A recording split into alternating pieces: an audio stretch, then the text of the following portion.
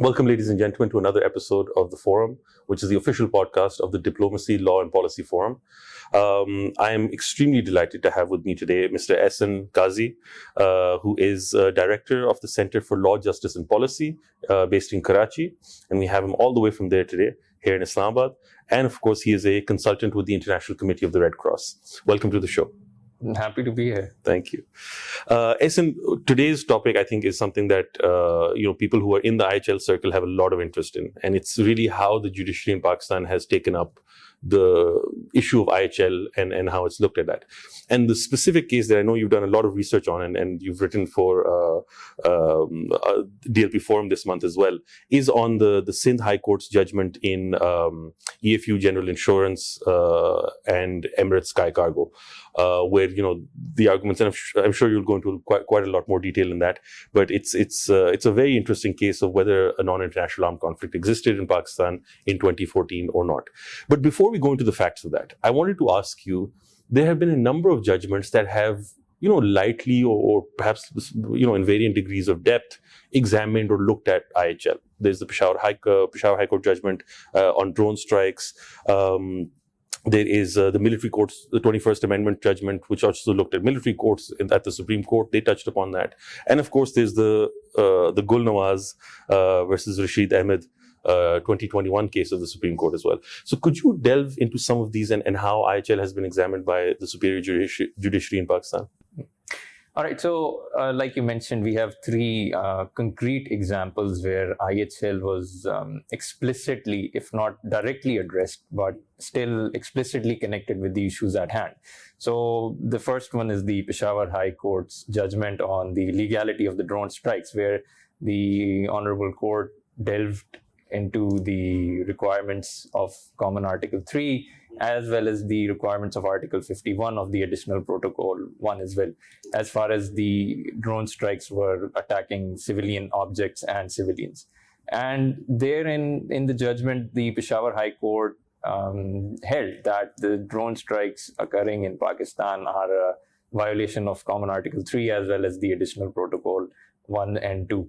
As far as civilians are being injured or subject to unnecessary suffering. Absolutely. Then we have the 21st Amendment case, the military court's judgment, where the Supreme Court held that trial by certain circumstances exist, namely that being of an armed conflict in Pakistan between the government and the various non-state armed groups, which warranted trial of civilians by special courts or courts by courts martial.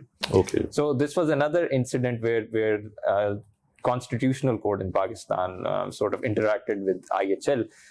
And then we have the Sindh High Court judgment as well, which came out in 2020, which explicitly went into the Common Article 3, its twofold requirements, and then went into a detailed inquiry as to whether an armed conflict existed or not at the time of the Karachi airport attack of 2014. And then came the judgment of the Supreme Court in the Gul Nawaz versus... Which came out just last year. Which came out just last year. Now, the issue in all these judgments is that if we go through these, we are going to see various degrees of acceptability or openness to incorporate or look to IHL to interpret the situation at hand. In the drone strikes case, the Peshawar High Court explicitly went into detail with respect to Additional Protocol 1, 2, and the Common Article 3. In the military courts case, we see another trend. Even though the court was establishing and explicitly saying a situation of armed conflict existed in the time which warranted creation of military courts, it had a very good opportunity to also look towards the principles of IHL and Common Article 3 and, sort of go into depth with respect to the requirements of an NIAC, but the court did not do so. So this shows some sort of hesitancy.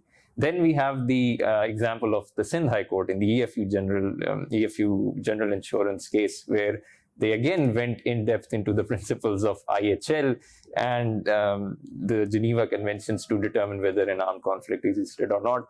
But then again, the next year, we have another judgment where the court had the opportunity to go into detail with respect to IHL, since it was addressing an issue of constitution of courts by non-state armed groups within so this is a really interesting case. Gul Nawaz, could you go into some of the facts of this very briefly? So the facts of that case were that it was a civil suit which was appealed before the Supreme Court, and it was for the specific performance of a decree or a judgment which was passed by the Taliban when they had so Taliban court issued a decree, and the petitioners were trying to enforce that through the Supreme Court of Pakistan. Yes, that's very interesting. So the Supreme Court obviously rejected that, and they held that constitution of courts by the TTP have no legal effect whatsoever, and they cannot be enforced through the courts. But then again, they missed an opportunity to sort of go into the phenomena itself, constitution of courts by non-state armed groups, and under the Common Article 3. So they missed that opportunity to sort of delve into that a little bit more. And I think there was also this very interesting point on the Taliban having control over territory. Yes, exactly. Which they had exactly. So the Supreme Court also, in its obiter portion, remarked that the TTP had effective control over certain parts of Pakistani territory. And the court held that, obviously, this was unlawful or illegal annexation. So again, the court did not view it from the lens of IHL. It viewed the entire situation from the local law perspective. So then again, we see hesitancy. In some cases, we're seeing. So if I were to say that, is there a trend being developed that courts in Pakistan are more open to adopting IHL in cases like these? The question is, I don't know for sure. Sometimes there's hesitancy, sometimes there's a tacit acceptance and recognition of IHL. I see, but it's very interesting because almost all of these cases, except for the one we're discussing, EFU General, are related to FATA. And I would even argue, EFU is also linked to that in a sense that if you are trying to establish that a Niacc is happening in Pakistan, FATA was erstwhile FATA was the real locus of that entire discussion. Right, because that is where we were having, all-out military operations against non-state actors. Exactly. So it's very interesting how and even all of these in the cases. Sindh High Court's judgment in EFU General Insurance, which we are discussing, one of the many factors that the court was considering to establish a Niacc was that there have been military operations being launched against the erstwhile FATA by the armed forces of Pakistan against these various non-state absolutely. So all of these cases really emerge from that. Yes. And I mean, it was, and it's not surprising. I would expect this to happen because, the conflict in FATA took place over such a vast period of time. Absolutely.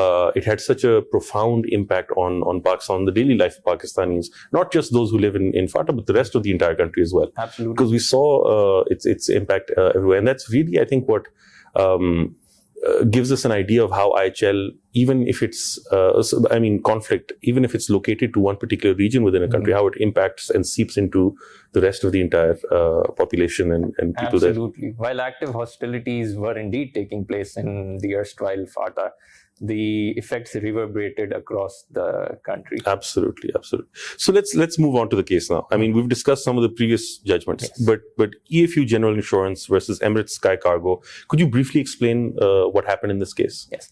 All right. So the most interesting aspect about this case is that this was essentially an insurance dispute between insurance companies and the cargo airliners. All good case law comes from insurance cases.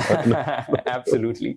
So one of the surprising things is how can an insurance dispute give rise to the application of and classification of a Niacc within Pakistan. So basically, the facts of the case are that on 8th June, the Karachi airport attack was under siege by some members of a non-state armed group which were having an alliance with the TTP. So they stormed the airport disguised in the outfits of security forces and uniforms and weapons and stuff like that. Exactly. They had heavy ammunition and they subjected the airport to a siege which lasted for about 4 to 6 hours. So during that process, we all have read about it. During that entire siege, the attack, there was a cargo terminal that was subject to considerable damage and destruction, as well as the cargo within the premises of the warehouse, the terminal. So from that, insurance companies filed a dispute against the cargo airliners, claiming claiming settlement with respect to the damaged cargo. And herein where the dispute lay. Now, the Carriage by Air Act of 2012 stipulates that if cargo is destroyed or damaged on account of an armed conflict, then the air carrier, in this case, the cargo airliners, are not responsible.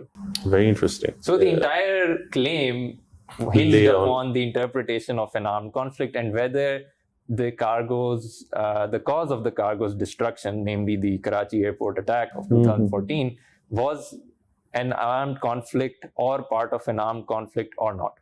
I see. So this is where the entire legal controversy lay. That's very interesting. Now, so what did the court exactly then determine based on this? Did they determine that, yes, a Niacc existed, or how did the judgment go? All right. So the court, the major part of the court's decision factored and considered various instances, and the verdict was that the Karachi airport attack was part of an armed conflict that had been going on in Pakistan since 2001 or 2. So that is what the court held. And then the majority portion of the judgment goes into a detailed analysis of the relevant principles of IHL, namely those relating to the existence of a non-international armed conflict and Common Article 3. So the court went into details and established the twofold requirements of the Niacc: intensity and organization of parties. However, the court did err in some areas with respect to these twofold requirements.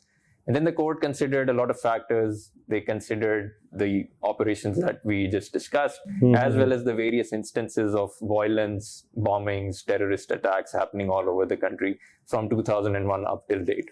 So this is what the court held, that the Karachi airport attack was indeed part of a wider armed conflict occurring in Pakistan. Absolutely. And you had mentioned that, there is quite complicated criteria that that the court was trying to apply here. And you think that it erred in one or two parts. Where exactly and how do you think the court should have maybe looked at this particular case? All right. So we know what the criteria for a Niacc is. Yeah. We can thank the ICTY for that, because the ICTY is considerably developed these two criteria during the cases it was deciding. So one, we know obviously there should be intensity of the conflict, and second, the organization of the parties. Now, obviously, government forces are already inherently considered to be sufficiently organized. The question lies whether the non-state armed group is sufficiently organized that they can be considered a party to the conflict. Now, as far as intensity is concerned, the Sindh High Court did a good job at explaining the intensity with respect to the facts. They took into account the incidents, the nature, the number of the incidents, the types of weapons being used by the non-state armed group and the forces, the number of operations that have been conducted against these non-state armed groups. The court, however, erred with respect to the organization element. If you read the judgment, it says and refers to it does not refer or highlight a single entity. It refers to the entire, all these groups under a single umbrella of terrorist militias. Absolutely, especially when the group that actually attacked the airport was a splinter group. Exactly. So how did they resolve that? I believe that's where they might have made a mistake in. Exactly. Now, why is this important? Let's just delve into that for a second. Why is it really important to highlight which entity is a party to the conflict and which isn't? So this is important for the reason that this determination leads us to conclude which body of law applies to that particular group with respect to the state's action. If they're a non-state armed group, the state gains certain privileges with respect to dealing with them or targeting them as far as use of force and detention is concerned. But if they are not, then the state has to sort of deal with them in a way which is compliant with the domestic laws of the state as well as the applicable human rights regime. Now, the problem with sort of combining all these entities under the umbrella of terrorist militias or disgruntled entities, as the Sindh High Court has done, leaves open this criteria that who exactly was a party to this conflict. Was the TTP, even though they claimed responsibility for it? So this was something that the court should have easily considered, that the TTP was sort of responsible for this attack. It was a splinter group. And then the court could have also taken into account the various splinter groups or alliances that we sort of have here. I see. No, that absolutely makes sense. And I think that is an opportunity that was overlooked by the court here. Now, there's a very interesting point that you raise in your article for DLP Forum this month, and that is that that it's okay to use future events from the actual act or actions which are part of the contentious matter in the court to retroactively establish that an armed conflict existed at the time. Yes. And I think this is something that has also been done in this judgment. Yes. And you're saying that is okay to do. Are you expecting us to go into a time machine and go back in time and then make determinations? But could you explain that argument a little more? That how can we determine the existence of an armed conflict based on future events that have yet to take place as such? All right. So one of the criticisms for this judgment, some commentators have highlighted that the court considered two events. The Sindh High Court considered two events beyond 8th of June 2014 to fit the incident of 8 June 2014 into the overarching conflict. The first was that the court considered, to establish intensity, the court considered the fact that these, again, terrorist militias have been involved in even bombing and attacking places of education as well, namely the APS massacre of December 2014. Absolutely. So the same year, but December of that year. Yes. The other incident that the court considered was the Supreme Court's findings in the military court's case, which came out in 2016. The 21st Amendment case. The 21st Amendment case. Okay. So these two events were considered by the court to establish intensity of the conflict. Now, even though they were determining what happened in June 2014, yes, they're looking at December 2014 and 2016 exactly to make that determination. Okay. Yes. So commentators have suggested that courts should confine themselves to the relevant time and place when it comes to determining the conflict. Now, when the best place to look for it, I disagree with it for two reasons. Because one, there is no international practice of the ICTY which leads us to that conclusion. And second, as a matter of logic, I do not think we should place this restriction on the court that it should only be confined to the relevant time and place when it's determining whether a conflict existed or not, because of the nature of the rights of the parties involved as a result of that determination. So the first reason, as far as international practice is concerned, yes, the ICTY, the International Criminal Tribunal for the former Yugoslavia, in at least two instances, both in the same case, first in the trial chamber, in the Tadic case, it was actually prosecuting the accused for the events which occurred in 1992. But the court explicitly stated in the trial chamber in paragraph 566 that in considering the overarching situation, the court is not bound to confine itself to the relevant time and place, that being 1992, and even considered events up till 1995 to make that determination whether a conflict existed at the time or not when the accused in that case had committed those crimes.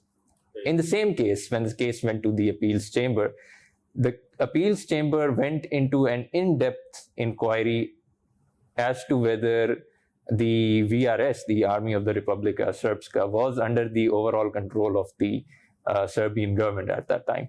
And in doing so, the court wanted to determine whether an international armed conflict existed by way of such overall control. I see. And in that case as well, the appeals chamber considered events up till 1998, 2000 to determine the relationship between the VRS and the Serbian government to determine whether a conflict existed or not. So that's the first reason why I disagree with this approach. So you're essentially saying, if I understand this correct, that to determine the trajectory of a conflict, yes, you are picking one point that may be earlier in time, but you're looking, because you have the benefit of hindsight, exactly, looking at the rest of the points to determine what that trajectory ultimately led to. Absolutely. Okay. So I think because of the nature of rights involved, classifying a conflict means the application of IHL and obviously concurrently with the application of IHRL as well. But then it gives it results in the determination of whether someone should be accorded POW status or not, whether someone can be detained for security reasons or not, what amount of force can a state use. So because of these reasons, it's not, in my personal opinion, wise to restrict the court from exercising the benefit of hindsight. Very interesting. That's certainly an interesting way of looking at it, and we certainly see that international practice has had this as a backing. So exactly. I'm not going to argue more with you on this. Just as a final question to round this off, we know that IHL has been at times misapplied yes, by the judiciary here in Pakistan. What do you think needs to be done, or what type of capacity building or training do we need to give our judiciary so they can improve their judgments when it comes to the application of IHL? So basically, I have two recommendations. Okay. And this is all from the study we conducted under the EFU General Insurance case study. So the first is, so we went through the written submissions and the oral arguments that the lawyers themselves presented to the court. Now, while it's true that the court has to apply its own independent and judicial mind as well, but we cannot ignore the fact that the quality of assistance being provided to the court also has a sufficient bearing on how the court is going to deliver its judgment as well. And then when we went through the written submissions of the plaintiffs and the defendants in EFU General Insurance, we came to the conclusion and we saw that most of the mistakes that were found in the court's verdict were also found in the submissions of the parties as well, even in the submissions of the lawyers as well, counsel on those cases as well. And that just goes to show that it's not just that the courts have an issue with respect to interpreting and applying IHL, but also the counsels need considerable training so that they can better assist this court should a situation like that arise in the future. So you're speaking about the legal community as a whole? Exactly. Okay. The second is for the courts themselves. Most of the cases we discussed, they're from the superior judiciary, the constitutional courts. So as far as the superior judiciary is concerned, we have seen, as far as the example of Pakistan is concerned, each judge has a competence in a distinct area of practice. So we have seen that in the high courts, there are special judges which are running tax benches. There are special judges which are running, depending obviously on the basis of their experience, they're running company benches. Some have expertise in criminal law, then they're heading criminal law benches. Then I think, why should we not also create special benches when it comes to issues of international law? And we identify the members of the superior judiciary who have expertise and experience. We have people like that as well.